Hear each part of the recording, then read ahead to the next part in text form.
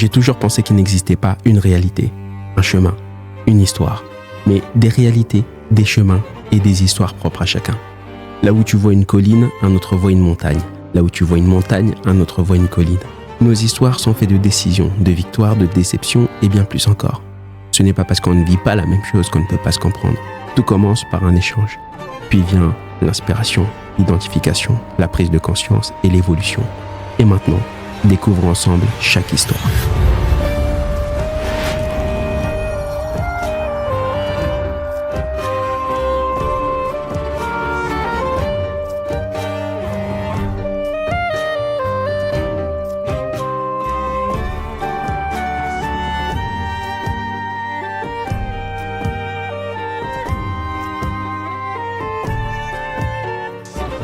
Bienvenue Nina dans Alors c'est quoi ton histoire ? Et là, avant de commencer, on va, comme d'habitude, faire un petit clap. Soit tu fais avec moi, soit je peux le faire tout seul. Mais on peut le faire ensemble si tu veux. Ok, on va faire ensemble. 2, 3. T'es allé si doucement. On la refait. 1, 2, 3. Ah, ça c'était bien. Il était bien là. Écoute, bienvenue Nina. Très heureux de pouvoir t'accueillir dans Alors c'est quoi ton histoire ? Je pense aujourd'hui que dans la vie, il y a des décisions à prendre. On a beaucoup de décisions à prendre et souvent, quand on va rencontrer les gens, on va voir leurs décisions, mais on ne perçoit pas forcément les choix qu'ils ont eus pour prendre cette décision-là.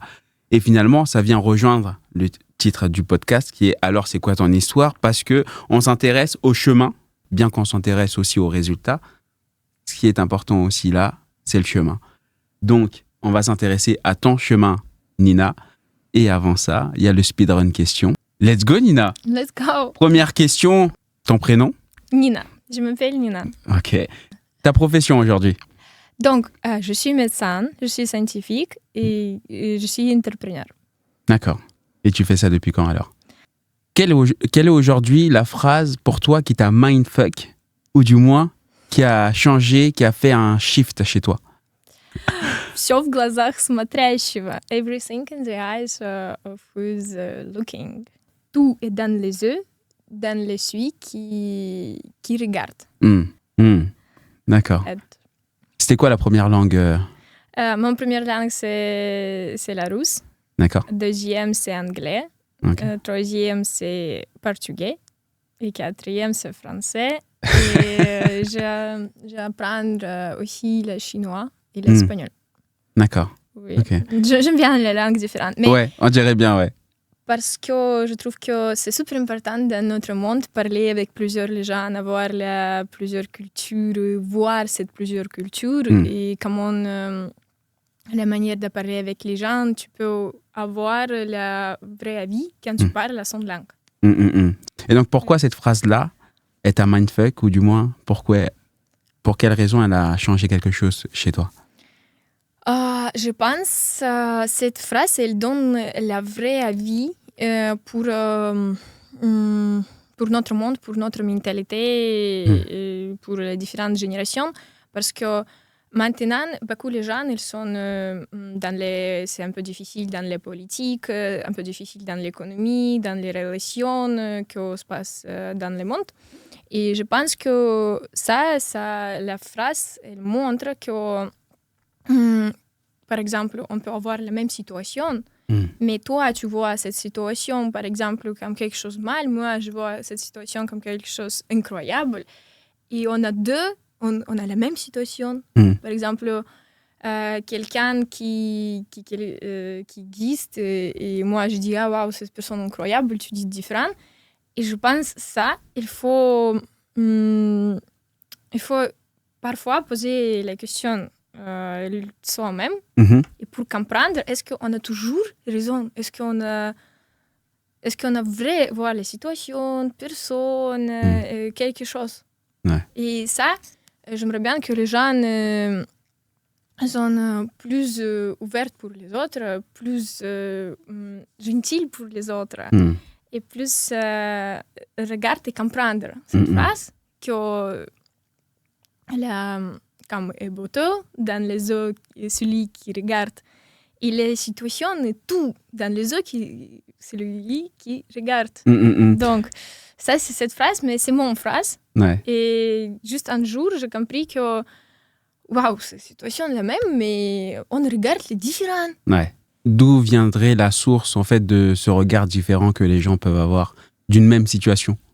Mais ça, c'est bien sûr, comme médecin, je peux dire que c'est la partie psychologie, partie comment on a grandi, la culture où on a grandi, les ressources qu'on a eues. Parfois, les gens qui sont un peu méchants, comme on pense, mais peut-être c'est une personne incroyable. Et lui, il a eu quelques problèmes dans sa vie. Et moi, je n'ai jamais offensé dans les gens, par les gens, parce que je pense que même quand une personne elle a fait quelque chose, il n'a pas exprès parfois faire quelque chose. Et moi, je toujours regarde les choses comme ça, la plus calme, plus ouverte, que ok, ça c'est la vie, ça c'est ça. Donc, et si c'est pas les gens m'approchent. Quand les gens proches, ça plus tu poses les questions, réfléchis, parles. Bah forcément, quand tu décides de connaître quelque chose, tu décides aussi de manière intrinsèque de ne pas connaître autre chose. Ce qui fait que quand tu prends des informations qui arrivent, bah forcément, tu acceptes aussi de perdre d'autres informations. Et ces d'autres informations que tu perds, bah une autre personne peut recevoir ces informations que tu as décidé de perdre. Et forcément, bah, l'interprétation de la même situation ne sera pas la même parce que bah, vous n'avez pas reçu les mêmes informations par défaut. Exactement. C'est ça que c'est la phrase montre. Ouais. Pour toi, aujourd'hui, qu'est-ce qui est important? Le plus important? Est-ce que c'est la première impression ou est-ce que c'est la dernière impression? Je pense que ça, c'est deux choses importantes. Parce que parfois, on a première impression, ça c'est important quand même. Parce qu'après, tu penses, est-ce qu'il faut que j'interagisse avec cette personne, parle avec cette personne? Et est-ce que je veux parler avec cette personne? Aller plus profonde. Et bien sûr, dernière impression, c'est important quand même, mais aussi ça dépend de l'impression pour le monde, l'impression pour les gens avec qui tu peux peut-être devenir ami ou ton partenariat. Et aussi dans cette manière, c'est différent la vie. Mais pour moi, je pense que l'impression, c'est bien, mais il faut quand même être toi-même. Ouais. Donc. Je comprends totalement. Je vois que tu parles français. Tu as parlé russe tout à l'heure. Tu as dit que tu apprenais aussi d'autres langues. Avant même que tu puisses me raconter ton histoire dans la seconde partie, comment ça se fait que tu parles français et que tu parles russe et les autres langues, etc. Première chose que j'ai grandi avec les parents qui donnaient trop pour mon éducation et donc pour mon développement personnel. Et comme ça, elles ont été ouvertes pour tout. Je pouvais juste dire, j'aime bien cette langue, j'ai attendu ça, je veux aller à cette pays. Et mes parents, ok, vas-y, on te supporte. Et ça, c'est incroyable. Et comme ça, j'ai commencé à apprendre anglais parce que j'étais petit. Et mes parents, ils m'ont pris le professeur qui jouait avec moi en anglais. D'accord. Donc, j'étais très petit, c'était, je ne sais pas combien, 6 ans, 7 ans. Et je voulais jouer. Et mes parents m'ont pris professeur qui pas me dit, ah oui, écris ça. Elle juste jouait avec moi. Elle dit, ah, ça c'est en anglais, ça s'appelle comment? Et c'était incroyable. Et après, oui, j'ai beaucoup utilisé la langue dans la vie personnelle, en plus dans la vie professionnelle première chose. Et toujours, quand j'allais à quelque part, par exemple, j'ai venu en France pour mon étude, et je me disais, ok, je suis en France, il faut que je parle français. Évidemment, c'est simple. Et comme ça, quand j'ai venu en Portugal pour études, donc c'était la même chose. J'ai étudié la langue portugaise parce que je voulais comprendre plus la culture. J'ai adoré la culture et je voulais vraiment parler la même langue. Et pour moi, c'est pas difficile apprendre la langue peut-être parce que je trop à ça. Si je fais quelque chose, je fais ça comme fou. J'ai fait ça tous les jours, j'essaie de comprendre, je veux comprendre ça. Est-ce que pour toi, c'est un challenge de faire le podcast en français? Ou c'est quelque chose qui est venu comme ça, que à laquelle tu n'as pas forcément réfléchi? Ou c'est parce que tu t'es mis un challenge derrière? J'aime bien le challenge, mais aussi j'ai pris attention à ça et je me préparais un peu. Je pensais comment il faut que je dise ça pour mieux interpréter. Parce que parfois aussi, j'ai remarqué que quand tu parles avec les gens, ton langue, ou par exemple la langue anglaise internationale, ils sont dans les différentes manières de penser, différentes manières d'interpréter que ça en français, par exemple. Et parfois, tu dis quelque chose de mignon, par exemple, que ça peut être traduit en français comme mignon, mais en français, c'est pas mignon du tout. J'ai réfléchi, bien sûr, mais pour moi, c'était pas la barrière du tout. D'accord, ok. Tout à l'heure, on a parlé de la vie, effectivement. Et pour toi, aujourd'hui, quel a été le plus gros compromis que tu as eu à faire? Compromis que je faisais.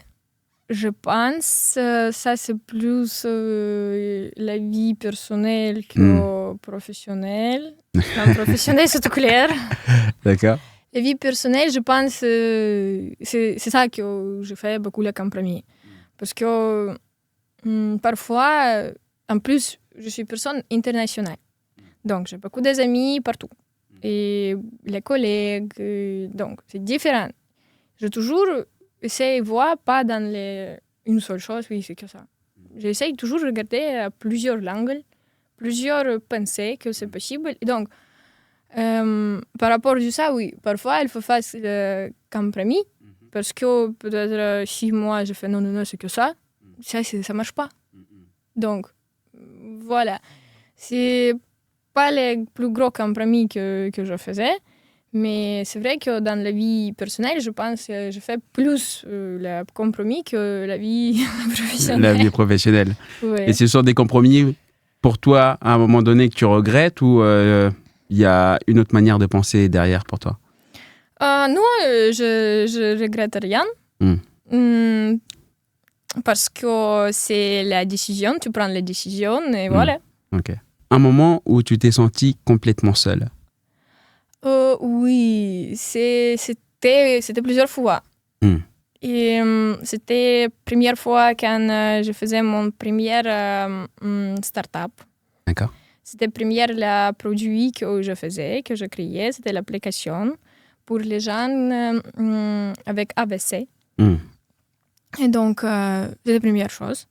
J'étais toute seule parce que je pensais que ça marche pas et ça peut pas marcher. Peut-être c'est pas besoin pour les gens. Après, tu travailles juste parce que tu crois à ça. Et quand tu parles, tu dis oui, on peut faire ça. Et les gens, ils se pensent, oh, c'est comme ça. Et dans Parce que dans cette phase-là, toi, tu croyais pas à ton projet? Non, moi, j'ai cru. Ouais, évidemment. C'est plutôt les... Oui. Je sais pas. je crois à 100% qu'est-ce que je fais. D'accord. Et juste parce que quand tu sais, si c'est quelque chose de nouveau, tu viens, tu dis ça, et parfois, les gens disent quoi ça, c'est n'importe quoi. C'est la folie. Et toi, tu vas croire à ça. Et comme Nikola Tesla, qui, par exemple, l'a créé, et on était tout seul, et tout le monde disait, tu es fou, les amis ne voulaient pas parler avec lui, donc c'est grande l'histoire. Mais voilà, je pense que c'est pour tout le monde, parfois ça arrive, qui créer les choses. Bien, oui, je pense que ça arrive. En plus, quand tu fais quelque chose tout seul, tu dois prendre les équipes, trouver les gens. Et ça aussi, tu te sens toute seule. Parce que, à début, après, oui, ça change. Et justement, c'était quoi ce changement? Qu'est-ce qui a fait que tu te sentes moins seule? Mais moi, j'ai toujours eu mes amis, mes incroyables amis. Ma famille, donc... j'étais pas toute seule dans la vie personnelle. et ma famille, mes amis. Donc, voilà. Et c'est venu compenser justement ce sentiment de solitude à un moment donné au niveau de la profession, de ce que tu faisais, de l'entrepreneuriat en tout cas. Le fait que tu aies la famille, les amis, c'est venu compenser le fait que tu te sentes seul au niveau du travail, au niveau de la création de ton entreprise avant, de ta start-up avant? Donc, c'était totalement différent. Je peux dire que, par exemple, maintenant, c'est vrai que mes partenariats et mes amis, et mes partenariats, mes associés, mes amis, ils me donnent normalement la croix. Et en plus, mes collègues, les gens avec qui j'ai travaillé, avec qui j'ai étudié à l'époque, ils disent la vérité. Parfois, c'est pas que ce que j'aime bien, mais j'aime bien que c'est vérité, c'est la vérité. Et ça me donne, oui, beaucoup d'énergie, beaucoup de force. Et ça, c'est vraiment incroyable. Et à l'époque, c'était la même chose. C'était les gens qui m'ont supporté, c'était ma famille, mes amis, parce qu'ils ont cru vraiment que juste, oui, Nina, fais ça. Oui, on croit à toi. Et voilà. Et en plus, je n'ai pas senti toute seule parce que moi, j'aime bien être avec moi. Donc, ce n'est pas les solitaires qui fait mal ou quelque chose. Moi, j'aime bien être toute seule avec moi. Je suis plus personne un peu fermée. Et donc, moi, j'aime bien passer du temps avec moi. J'aime bien passer du temps avec mes pensées. J'aime bien passer du temps sans téléphone, sans quelque chose, juste réfléchir à qu'est-ce que je fais, comment je vais faire ça. Et donc, je vais faire ça. Et donc, voilà. Si tu pouvais parler à une entité particulière aujourd'hui, tu t'aimerais parler à quelle entité, toi? La TAM. La TAM, c'est sûr. Ah ouais? Et qu'est-ce que tu dirais au temps? La TAM, c'est la vraie chose éphémère que parfois, quand tu aimes quelque chose, tu sens que la TAM, ça se passe vite. Parfois, quand tu n'aimes pas quelque chose, tu penses que dans les examens, par exemple, tu es stressé et tu penses que la TAM, elles sont longues, c'est jamais fini. Et quand tu es avec tes proches, moi je pense, ah oui, on a passé 2 heures ensemble, ça se passe vite. Donc, et la TAM, la chose que tu peux pas, ça s'est passé, tu peux pas rentrer, tu peux pas avoir ce temps que tu as eu avant. En plus, le temps se passe vite. Et parfois, tu penses, ah oui, quelqu'un déjà à mon âge faisait ça. Et moi, non, pas encore. Et donc, le temps, c'est la vraie chose pour moi, que c'est quelque chose... très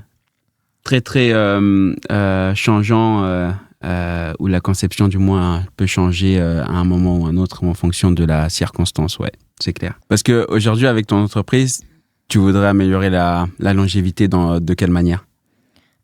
Première chose ce qu'on fasse, c'est la plateforme, la plateforme médicale pour les médecins, pour les patients, pour les athlètes et pour les gens qui prennent soin des eux. Et donc, mon but comme PDG, que tout le monde peut avoir l'accès pour la question médicale, pour la santé. Et par exemple, si toi, tu se passe quelque chose, tu vas faire quoi? Tu appelles ou à urgence, tout ça. Mais tu ne peux pas appeler tous les jours à urgence, par exemple. Si tu cherches le médecin, parfois, tu ne sais pas quel médecin tu as besoin, quelle question bien tu vas poser. Et ça, c'est un seul problème. Et deuxième problème, que parfois, les médecins, ils sont énormément chargés, ils sont super fatigués, ils ne peuvent pas donner la bien qualité qu'ils pouvaient donner. Et en plus, donc, ça maintenant, je travaille pour cette idée que les gens vont plus santé par rapport de la plateforme. Ils on pose les questions, la plateforme les aide, comme ton Personal Health Assistant. Donc, ça s'appelle Dr. Nico. Et Dr. Nico va prendre soin des gens, à vous. Et si tu as besoin des médecins, tu as besoin de quelque chose dans la santé, tu poses la question, tu vas avoir les réponses avec l'empathie, avec tout, comme tu parles avec la vraie médecin. Et en même temps, tu peux avoir le rendez-vous avec le vrai médecin. C'est-à-dire qu'on ne prend pas les responsabilités. Pour moi, comme pour les médecins, je ne pense pas que jamais l'IA ou la technologie peut remplacer les médecins. Oui, bien sûr, supplémentaire, oui, mais pas remplacer. Ouais. Et ça, c'est les utiles. C'est ça que j'ai créé pour les gens, que c'est aiderait pour les gens, aiderait pour les médecins, pour les athlètes, parce que ça, c'est encore plus spécifique, son santé, ils sont différents. Et comme ça, avec mes partenariats, avec mon société, on va faire les choses bien, améliorer la vie des gens et travailler pour longévité et améliorer la santé. D'accord. Selon toi, quelle image les gens ont de toi? Et du coup, je demandais cette question. Je voulais pas être hypocrite. Oui. T'allais poser la question à tout le monde. Oui.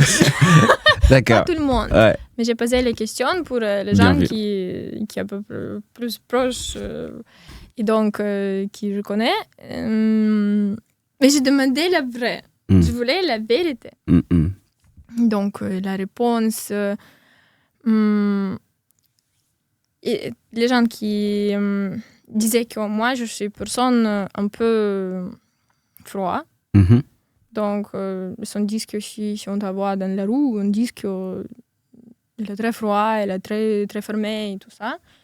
Et juste avec le temps, si on me connaît vrai, on disait que je suis une personne qui toujours peut aider à n'importe quelle heure. Je suis une personne qui toujours comprendre, qui jamais juger.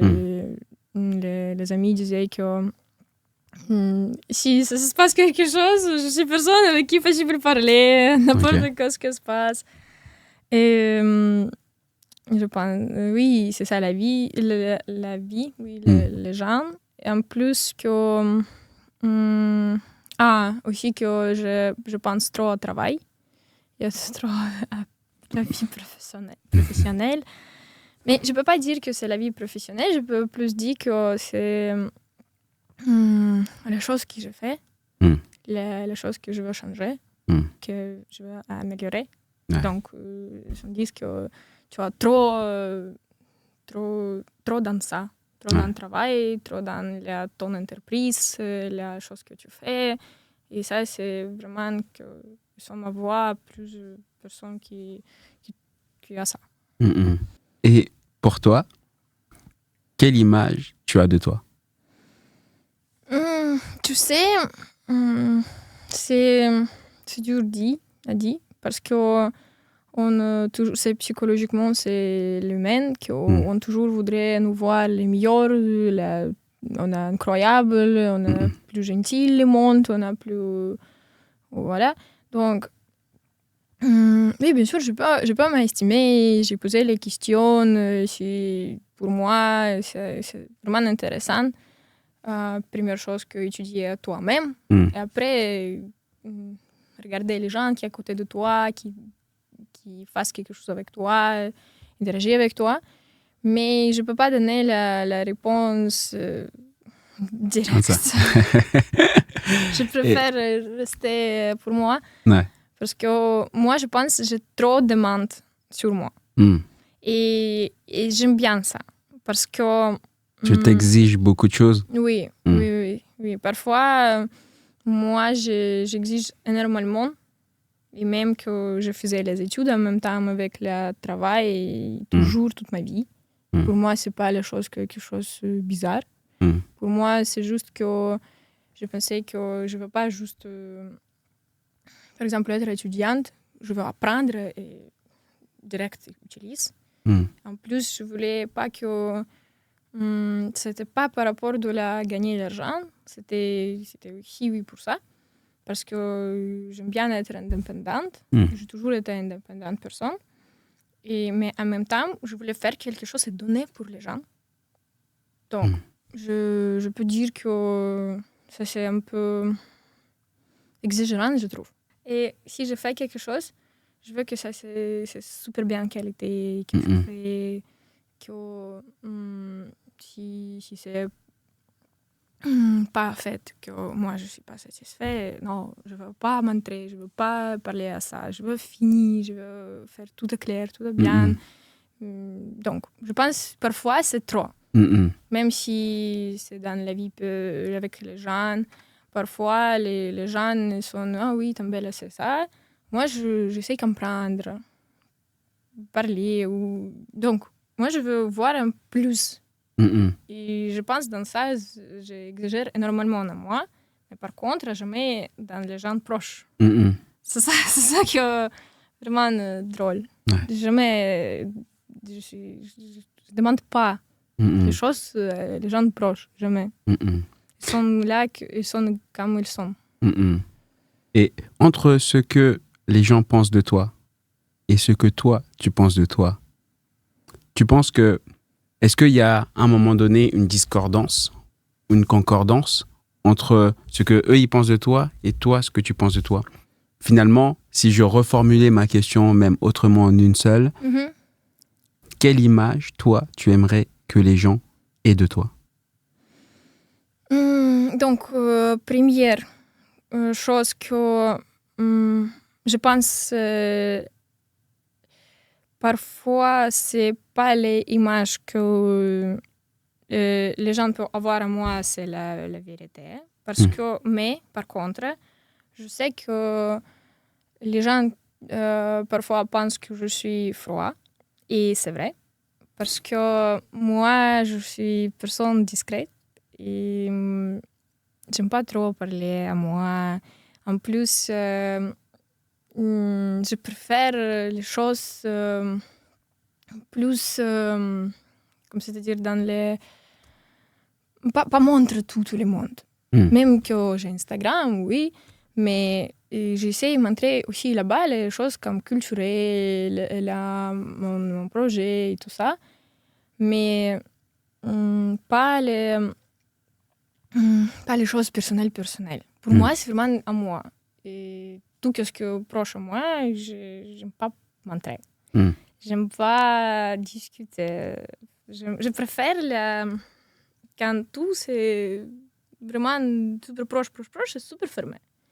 Et si les gens me connaissent pas, ils pensent que oui, je suis froid et je ne veux pas parler avec quelqu'un. Ça je connais. Mais c'est pas le but de changer ça, parce que c'est vrai que si je rencontre quelqu'un, je suis pas personne qui veut te sourire ou ça juste parce qu'il faut faire ça. Moi, je préfère le vrai. Si moi, je sens, par exemple, maintenant, je suis verte, parler et tout ça, si tu poses les questions pour moi, quelque chose que je ne sens pas à l'aise, je te dirai. Et aussi, cette qualité qu'un peu, je suis une personne qui... Je ne peux pas être amie avec tout le monde. Pour moi, c'est l'amitié, l'amour, la famille, c'est les choses vraiment proches, vraiment strictes. Et c'est pas le but de ma vie avoir tout le monde, que tout le monde m'aime. Ouais. Je fais que ce que je fais. Et en plus, c'est mon but, améliorer la vie et ramener quelque chose dans cette vie pendant que je suis là.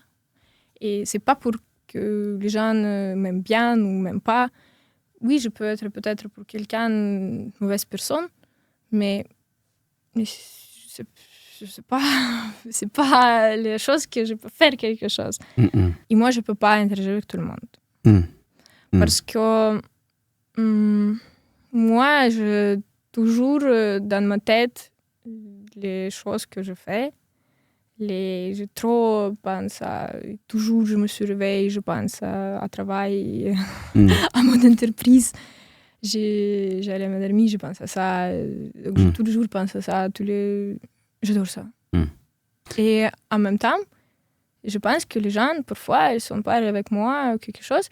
C'est pas contre les autres, Mais ils juste pensent que je ne suis pas ouverte pour les autres. Mais ce n'est pas par rapport aux autres. C'est juste parce que moi, je suis comme ça. Et comme je disais, je super attentionnée, choisis les gens qui sont à côté de moi. Et je peux être gentille, poli. Poli, c'est super important. Je suis poli avec tout le monde. Et ça, c'est sûr. Mais pour être gentil, méchant, chacun aussi trouve les choses méchantesses. Peut-être moi, je ne vois pas que c'est méchant, quelqu'un voit que c'est méchant. Donc, ça, c'est possible. Si aujourd'hui, tu rencontrais la petite Nina, qu'est-ce que tu dirais à la petite Nina? Je lui dirais qu'il ne faut pas changer. Même tout le monde dit que tu es différent. Il faut être différent. Et je pense qu'il faut être différent pour faire quelque chose. Il faut réfléchir différent, il faut faire des choses différentes. Et comme ça, tu peux... Avant, je pensais, oui, que tout le monde peut sortir, tout le monde peut faire quelque chose. Et moi, je ne peux pas. Moi, il faut que j'aille à la salle de sport parce que j'étais athlète professionnelle. Après, j'ai étudié tous les jours, j'ai étudié anglais, même personne ne faisait ça. Et moi, je pensais, c'est triste, je ne peux pas avoir la même chose comme les gens qui sont à côté de moi. Mais après, ça se voit quand tu as un résultat, tu vois que oui, toi, tu gagnes cette compétition, tu es bien physiquement, tu te sentais super bien, comme les gens t'ont lâché quelqu'un. Ils n'ont jamais fait le sport, ils ne peuvent pas se réveiller ou quelque chose. Donc, ça, je peux dire que si tu es différent, il faut rester différent. C'est tout. Et du coup, vaut mieux être différent des autres, c'est ça que tu veux dire? Mais d'un bien côté. Pas comme quelqu'un qui, par exemple, crash everything around. Pas ça. Mais c'est-à-dire que si quelqu'un pense, ah oui, tout le monde sort, moi je ne sors pas, ah oui, c'est pas bien, il faut que je sorte parce que tout le monde sort. Il ne faut pas être masse. Et il ne faut pas être comme tout le monde. Si tout le monde fait le sport, et tu veux être comme tout le monde qui fait le sport, oui, c'est bien. Mais si tu fais quelque chose juste parce que tout le monde fait ça, pas ton désir. Et ça, je trouve qu'il faut être différent. Tout à l'heure, tu as dit tu trouvais que c'était trop. Est-ce qu'aujourd'hui, tu penses que tu aimerais faire les choses différemment? Est-ce qu'aujourd'hui, il y a quelque part, tu te dis je suis passé à côté de quelque chose? Je pense juste comme je suis trop exagérée moi, parfois. Et moi, je pensais que, par exemple, oh oui, ici, aujourd'hui, je pouvais plus travailler dans cette partie que, par exemple, sortir avec mes amis. Mais aussi, tu peux pas juste faire que ça. Il faut apprécier les gens qui sont à côté. Mais moi, je pense que non, je faisais des choses que je n'aimerais pas bien changer ou dans le passé. Je pense que tout va bien comme ça se passe. Oui. Juste, je pense que parfois, il faut travailler encore plus. Donc, parce que moi, j'adore ça. C'est comme un fire inside. Donc, voilà. Et aujourd'hui, si la petite Nina te voyait, elle te dirait quoi? Je pense que, oui, la même chose. Ouais. Je ne pouvais pas jamais imaginer que moi, je vais faire les études dans plusieurs pays, que je vais avoir mon business et que je vais créer l'application, avoir du brevet. Donc, mais pas ça, juste... elle peut-être jamais pouvait penser que je vais faire quelque chose pour beaucoup de gens. Et, parce qu'avant, tu juste fais les études, des choses comme ça. Et quand tu crées quelque chose, je pense ça, je ne pouvais pas imaginer. Ouais. Et si aujourd'hui, tu pouvais dîner avec n'importe qui, tu dînerais avec qui? Ça peut être Juan Huang. Ok, Ça, c'est PDG de Nvidia. d'accord. Après, Elon Musk, Mark Zuckerberg, avec sa femme. Ça s'appelle Priscilla Chan, avec les autres. Et je pense avec Ronaldo. Et qu'est-ce que tu leur dirais alors? Ce serait quoi le but de ce dîner? Mais j'adore que Juan Huang, il a fait beaucoup de choses dans les semiconductors, les chips. Il vraiment veut aussi, il a bien amélioré son entreprise Nvidia et son face les choses, beaucoup de choses pour le monde. Et maintenant, les semiconductors même utilisés dans les États-Unis partout, qu'il a créé. En plus, son l'histoire, c'est qu'il a travaillé dans McDonald's, si je me souviens bien. Après, après, il faisait aussi grand travail. Et j'aime bien son énergie. Donc, les gens comme ça m'attirent, comme par exemple Ronaldo. J'aime bien son discipline, ça se voit. Et en plus, j'aimerais bien parler avec lui par rapport de mon application, mon plateforme. Est-ce que quel conseil il pouvait donner comme athlète pour comme ça je pouvais faire le plus de choses pour l'athlète. Et aussi pour différents Elon Musk aussi, j'aime bien ce projet par rapport de la planète, par rapport de qu'elle change, elle voit la plus. Mais maintenant on pense que peut-être elle est fou, mais c'est intéressant les choses que il pense, il voit, il fait dans la médecine, santé, les chips pour les gens, ils peuvent voir, qui n'ont jamais vu, qui étaient aveugles. Donc, c'est incroyable. Je pense qu'il est important de comprendre l'environnement dans lequel les gens grandissent, dans lequel les gens évoluent, pour pouvoir comprendre, peut-être, ça ne serait-ce qu'un peu, ce qu'ils souhaitent apporter au monde et la pierre qu'ils veulent y déposer.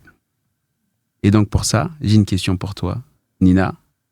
Alors, c'est quoi ton histoire?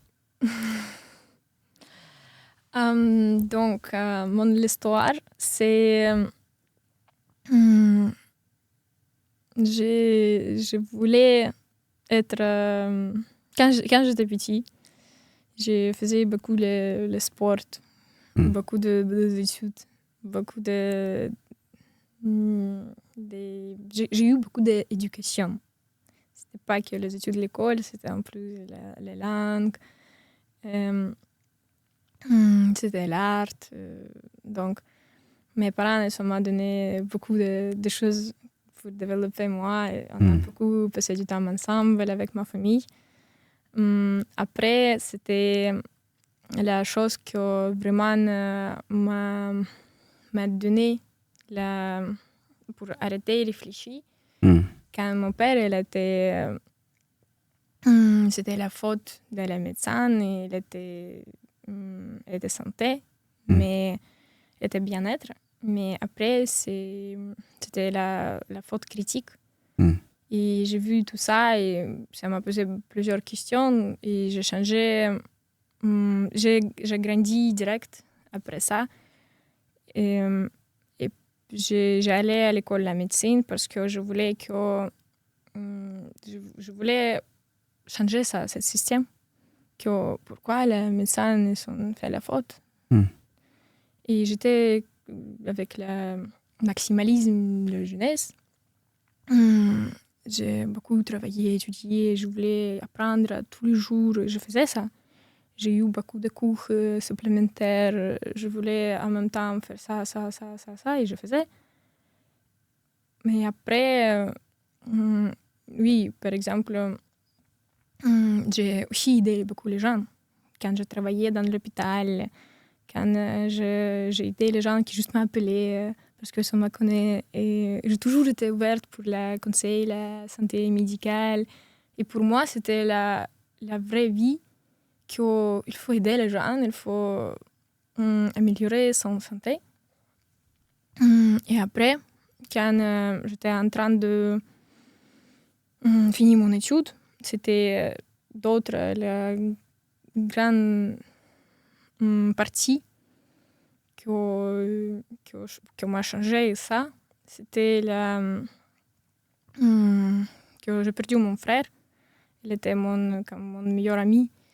Et je pensais, j'ai totalement été perdue dans les parties que c'était la vraie, c'était par hasard. Il n'y a pas le problème de la santé ou quelque chose. Je me disais, mais comment ça? Donc, et je pensais que c'est pas possible de tout contrôler, c'est pas possible de tout apprendre. C'est pas possible d'aider pour tout le monde. Et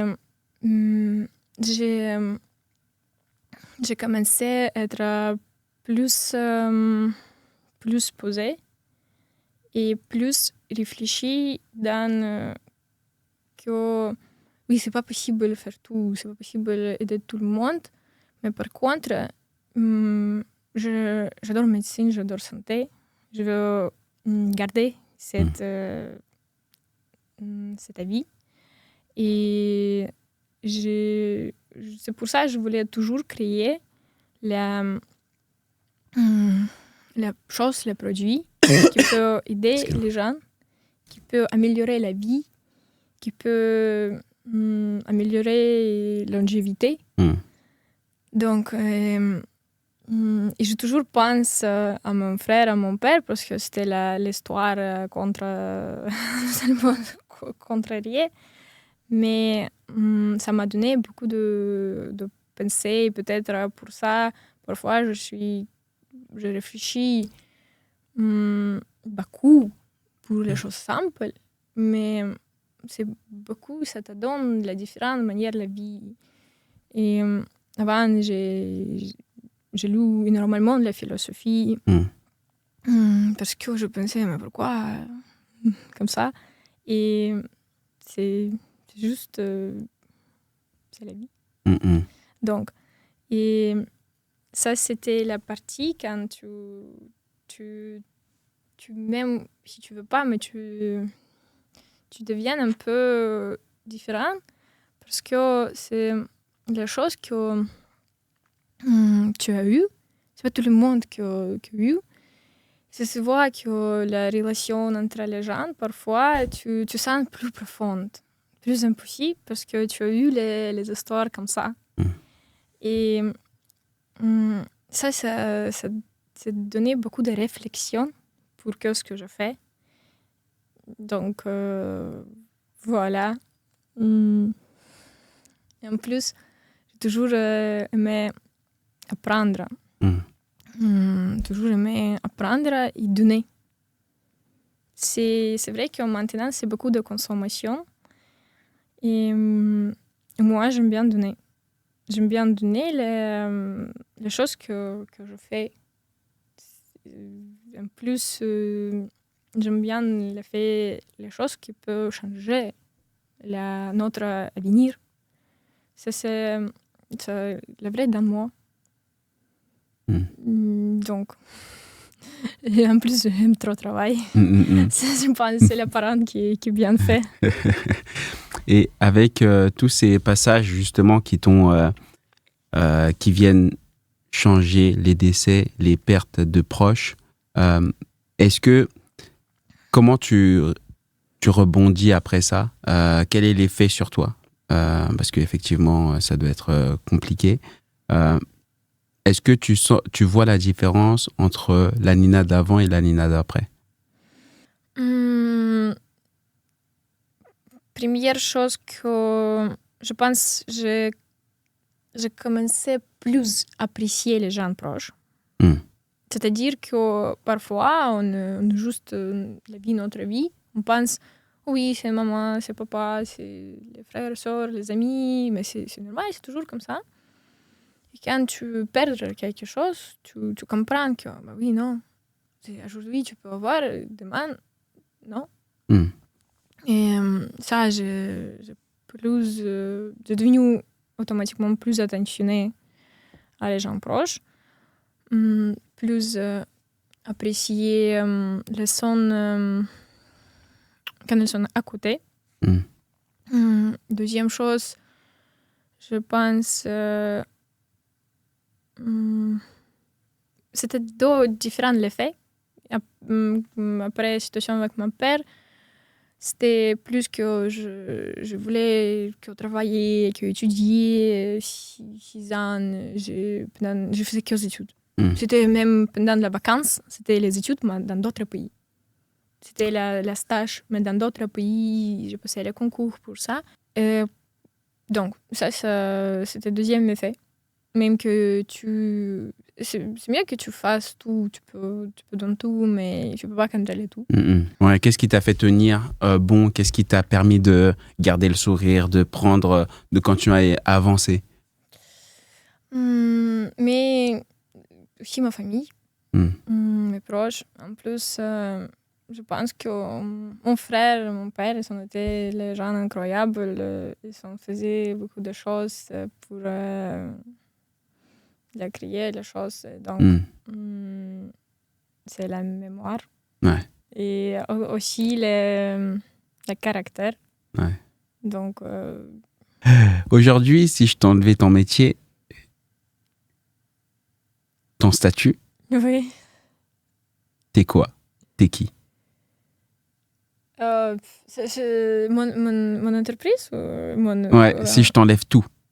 Tout ton entreprise, tout ton métier, tout l'entrepreneuriat, je t'enlève la médecine. T'es quoi? T'es Je qui? suis bien amie. Bon amie, c'est sûr. Et c'est les amis qui pensent ça. Après, je suis bien une personne. Donc, c'est pas forcément une chose qu'on m'a construit, tout ça. Je reste... personnalité. C'est plus important d'être bien une personne qui juste vit la vie. Oui, c'est tout. Je vais faire mon hobby. Ouais. Et c'est je vais reconstruire tout ça. Et c'est quoi c'est reconstruire tout ça? Oui. Reconstruire quoi? Mon entreprise, tout ça. Je trouve ça. C'est quoi ton hobby alors? C'est l'entreprise du coup. Mais pour l'instant, mon hobby c'est ça, oui. Ouais. Ton travail et ton hobby en même temps. J'adore ça. Tu imagines pas. Il faut pendant ça j'apprends énormément de choses. Je parle avec énormément de gens et toujours j'apprends. Et je peux faire quelque chose, mais je peux pas dire que maintenant que j'ai beaucoup de choses à faire à côté parce que je suis trop focus. J'ai quelques buts et je veux arriver. Donc voilà. C'est quoi la définition pour toi de la réussite aujourd'hui? La réussite, pour moi, c'est quand les gens à côté de toi, ils sont t'aiment. Quand ta famille, ils sont heureux. Quand tes amis, ton copain, je sais pas, ou mari pour quelqu'un, ils pensent que tu es bien personne, ils sont heureux à côté de toi. Et que quand tu crées les choses pour l'histoire, pour changer, améliorer la vie des gens. Ça, c'est mon personnel, la définition de la réussite. Et est-ce que tu penses que dans le présent, aujourd'hui, tu as une forme de réussite? Pour moi, ouais. Je pense oui. Mais ça dépend aussi avec qui je compare, mais oui. Parce que déjà, les choses que j'ai créées, beaucoup de gens utilisent. Après, j'ai écrit les articles qui étaient utilisés par d'autres scientifiques. J'ai déjà assisté dans plusieurs opérations. J'ai travaillé, donc j'ai aidé les gens. Si je pouvais garder une vie plus ou améliorer une vie plus, c'est déjà bien. Et donc, j'ai juste gardé ça et j'ai continué. Ouais, d'accord. Et aujourd'hui, si je te disais qu'avec ton micro, oui. tu peux adresser un mot à toute la planète, à toute la Terre, Ça serait quoi ton message?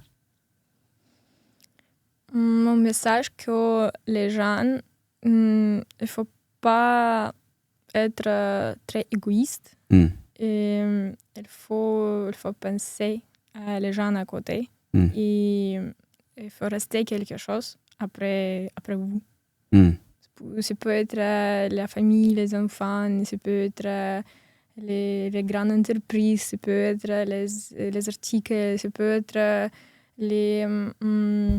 comme les athlètes font l'Olympiade. Mais quelque chose que ce sera resté et en plus continuer notre génération, notre histoire, comme les Égyptiens ont fait la pyramide. Voilà. Magnifique. Merci pour ce message. Si je pouvais faire venir quelqu'un ici, t'aimerais que je fasse venir qui? Beaucoup de gens incroyables, bien. C'est toi qui dis ça.